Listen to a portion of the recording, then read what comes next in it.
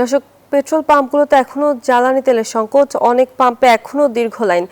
চরম ভোগান্তিতে রয়েছে চালক ও গাড়ির মালিকরা। বিস্তারিত জানাতে এই বিষয়ে তেজগাঁও থেকে আমাদের সঙ্গে যুক্ত হচ্ছেন সহকর্মী রাশেদ রায়হান। চলে যাচ্ছি তার কাছে। রাশেদ, জানাবেন তেলের এই সংকটের কারণ কি এবং সংশ্লিষ্টরা এই বিষয়ে কি বলছেন?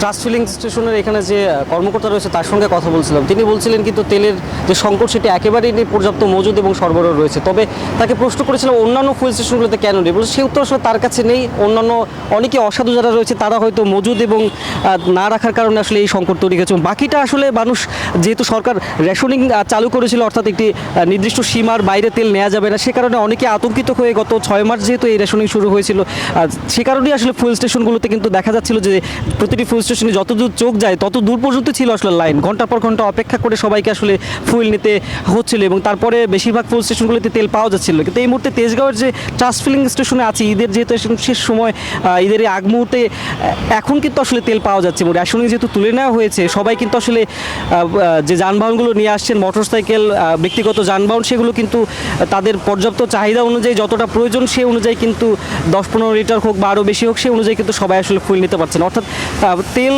পর্যাপ্ত পাওয়া গেলেও, তবে বীরপুর সহ উত্তরা, গাজীপুর অনেক জায়গায় কিন্তু আসলে তেলের যে ফুয়েল স্টেশন সেগুলোতে পাওয়া যাচ্ছে না, এরকম অভিযোগ আসলে ভোক্তারা করছেন। এই ছিল আসলে তেলের যে সরবরাহ, সেই খবর নিয়ে আমার থেকে সব শেষ।